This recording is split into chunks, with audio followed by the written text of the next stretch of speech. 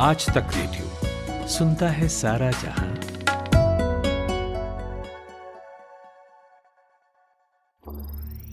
ज्ञान ध्यान।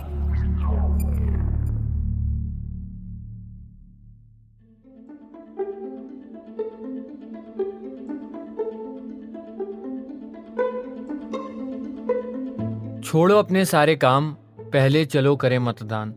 आए साल चुनावों से पहले ऐसे बहुत से नारे हमें सुनने को मिलते हैं और वोट डालना हमारे देश में किसी बड़ी घटना से कम नहीं है।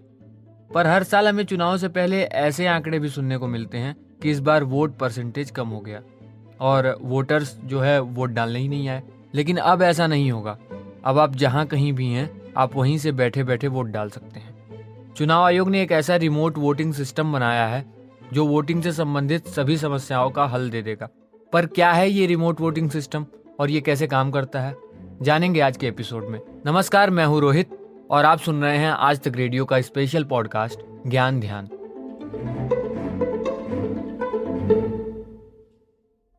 कुछ लोग मजाक में कहते हैं भारत एक चुनाव प्रधान देश है। बीते हुए साल को ही देख लीजिए, अब तक 7 विधानसभा चुनाव हो चुके हैं। अलग अलग निकाय, पंचायत और दूसरे छोटे बड़े उपचुनाव तो अलग ही हैं। इस साल भी 10 राज्यों में चुनाव होने हैं। अब चुनाव जो हैं वोटर्स के बगैर तो मीनिंगलेस हैं और करोड़ों वोटर रोजी रोटी के लिए अपना शहर या गांव छोड़कर दूसरी जगहों पर रहने के लिए मजबूर हैं। चुनाव के वक्त सिर्फ वोट डालने के लिए उनका घर लौटना हो ही नहीं पाता, लेकिन अब शायद उनकी राह आसान हो जाए। चुनाव आयोग ने एक ऐसा रिमोट वोटिंग सिस्टम बनाया है जिसके तहत देश के माइग्रेंट वोटर्स यानी प्रवासी मतदाता जहां हैं वहीं से वोट डाल सकते। मतलब ये कि इसके लिए उन्हें वापस अपने गांव या कस्बे लौटने की जरूरत नहीं। मिसाल के तौर पर आप बिहार के बेगूसराय के अगर रहने वाले हैं, नौकरी के लिए मुंबई में रह रहे हैं या दिल्ली रह रहे हैं और बिहार में चुनाव हो रहा है, तो आप मुंबई में ही रहकर अपना वोट जिसे देना हो दे सकते हैं।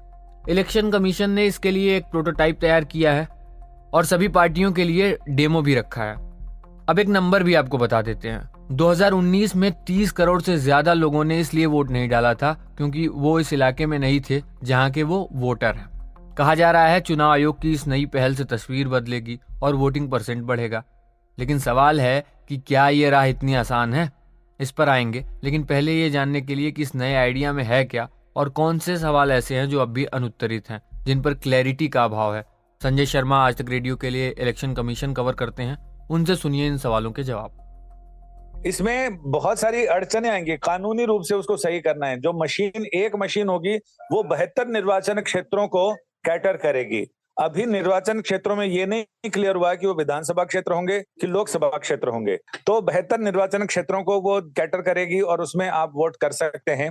दूसरी ये चीज आज की प्रॉब्लम आएगी कि किसी राज्य में अगर चुनाव हो रहे हैं, विधानसभा चुनाव, उस राज्य में तो आदर्श आचार संहिता लागू रहेगी, लेकिन दिल्ली, बंबई, महानगरों में जो लोग बैठे हैं, 1,50,000 लोग यहाँ पर हैं उस राज्य से संबंधित, तो क्या वो आचार संहिता यहाँ लागू रहेगी? यहाँ कोई उल्टी सीधी घोषणा कर जाए कोई राजनेता, यहाँ अगर वो पैसे बांट जाए तो उसका कौन देखने वाला होगा? यहाँ दारू की बोतलें बांट जाए, उसका कौन देखने वाला होगा? उस पर निगरानी कौन रखेगा? दूसरा ये कि अगर किसी लोकसभा चुनाव भी चरणों में होंगे, उसमें कैसे होगा? तीसरी सबसे बड़ी मुश्किल ये आएगी कि उसके लिए बूथ सेटअप करना, बूथ के लोगों का खर्चा तेरना, उसमें कर्मचारियों की नियुक्ति करना, ये कौन राज्य करेगा? क्या वही राज्य करेगा जहां चुनाव है या फिर वो राज्य करेगा जहां पर लोग वोट डालना चाहते हैं? इन तमाम चीजों को लेकर भी क्लैरिटी होनी है। राजनेताओं को आमंत्रित किया गया है कि वो 16 जनवरी को निर्वाचन आयोग में अपने प्रतिनिधियों के साथ जाएंगे और वहां पर अपनी राय रखेंगे, चर्चा करेंगे और चर्चा के बाद फाइनल उनका जो मंतव्य है, उनकी राय है, उनका मशवरा है, वो 31 जनवरी तक निर्वाचन आयोग ने कहा है कि उन्हें दे दें ताकि इस मामले में काम आगे बढ़े। लेकिन रिमोट एरियाज में बिना गए आप कहीं से करेंगे तो ये पूरी दुनिया के लोकतांत्रिक इतिहास में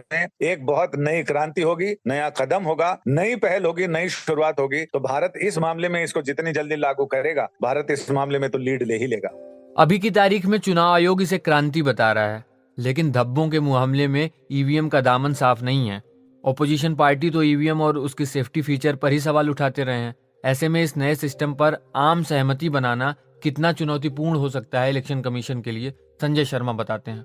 अभी तक तो ये है कि जो आरोप लगाने वाले लोग हैं, जब हैकाथन की बात आती है और जब निर्वाचन आयोग उनको ललकारता है और ताल ठोकता है कि आके यहाँ पर साबित करो, तो साबित करने कोई भी नहीं आया। कपिल सिब्बल भी जब यूपीए की तरफ से गए तो वो इंग्लैंड में जाकर वो वहां पर प्रेस कॉन्फ्रेंस करते हैं। यहाँ निर्वाचन आयोग के सामने किसी ने भी आने की जरूरत नहीं कि किसी ने भी आके ये नहीं बताया कि हाँ मैं हैक करके दिखाता हूँ, ऐसे हैक होता है, ये किसी ने नहीं किया। अभी तक सुप्रीम कोर्ट, निर्वाचन आयोग और बाकी सारे तकनीकी विशेषज्ञ इस बात को लेकर निश्चिंत हैं कि इसको हैक नहीं किया जा सकता। हैक उसी चीज को किया जा सकता है जिनका इंटरनेट से या किसी बाहरी दुनिया से संपर्क हो। लेकिन अब ये रिमोट सेंसिंग है, इसको कैसे रिमोट से करेंगे?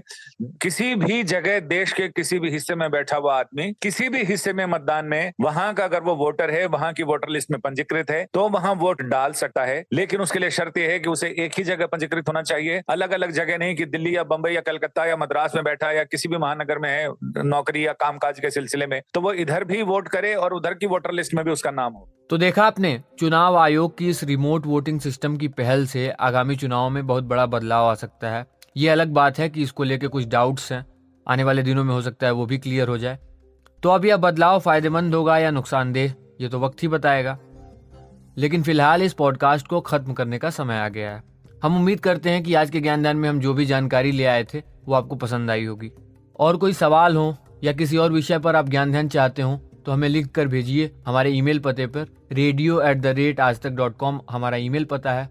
हम व्हाट्सएप पर भी हैं, 9953332303 ये हमारा व्हाट्सएप नंबर है। कोई फीडबैक हो तो भी बताइए हमें इन्हीं पतों पर। इस पॉडकास्ट के लिए रिसर्च की थी हमारे साथी विभू ने। मेरा नाम है रोहित। सुनते रहिए आज तक रेडियो। नमस्कार।